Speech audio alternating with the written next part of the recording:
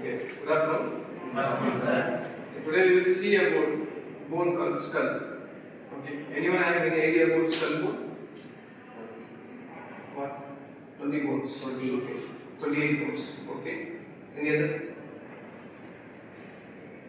Any other? So skull bone is the starting point of the skeleton system. Right. So skull bone consists of 4 lobes. So frontal lobe, occipital lobe, then parietal lobe, and then the temporal lobe. Okay. So in this skull, we can separate this skull into two sets. One will be a facial bones, other one will be a skull bones. Okay. So facial part and then the skull part. So in that also we can again divide them into 2 types. So paired bones and then the unpaired bones. Because skull bones having only example frontal and occipital is a unpaired bones. So it have only one bone. Whereas temporal and parietal is a paired bone. So we have 2 sets. So 2 bones in each sets. Okay. So we can divide skull bones into paired bones, unpaired bones, skeletal skull part, and then the facial part.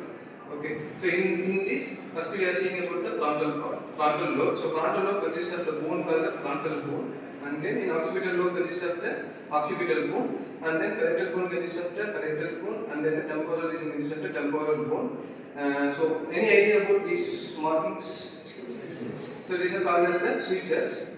So the sutures is nothing, the connection between the 2 bones or joining point of the 2 bones.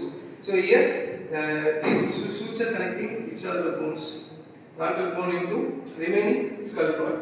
Whereas these sutures connecting the both side of the parietal bones, and whereas these sutures connecting the occipital part into the other part of the skull bones. Okay. So then coming into the facial part. So facial part, any idea about facial bones? So here also I divided the facial bones into paired and then the unpaired. Okay. So this part of the bone is called as the orbit. This part of the bone is called as the nasal.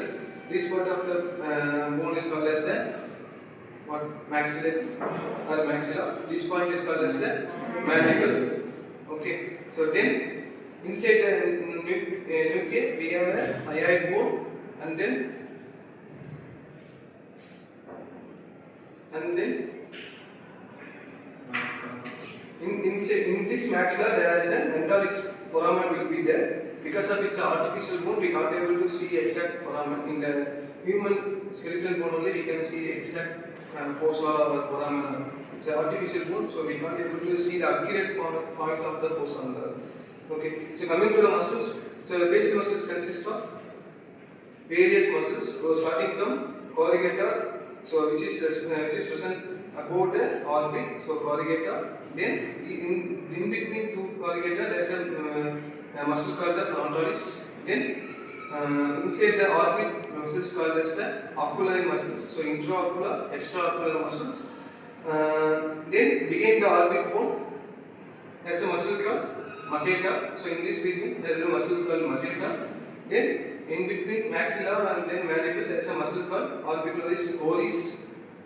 Okay. So these muscles will be present in the both sides.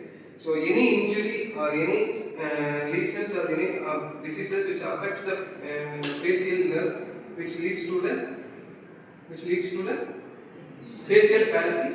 So which involves the muscles or which involves the paralysis or weakness of the muscles, whatever the muscle present in the facial region. Okay. So these muscles are responsible for the facial expression. So any example for the facial expression? Smile, then eyebrow elevation, then eye opening, eye closing, jaw opening, jaw closing. So for this kind of facial expression and our daily activities, these muscles are responsible, and these muscles, if any paralysis occurs to these muscles means, so it leads in the facial palsy. So what is a facial palsy? Because of one side of the facial nerve. So if it occurs means one part of the facial muscle will become paralyzed or weakened. So which leads to the over contraction of the opposite side muscle. Here there will be a atrophy present over the affected facial muscles. Okay, so if it happens, means what will be the management? We have to prevent this by not exposing to the cold climates, then avoiding chilled items, consuming chilled items. Then, if it occurs, means then we have to do a physiotherapy management for facial stimulation and then the facial exercises. Okay. So, are you clear about the scalp? Any doubt? 10.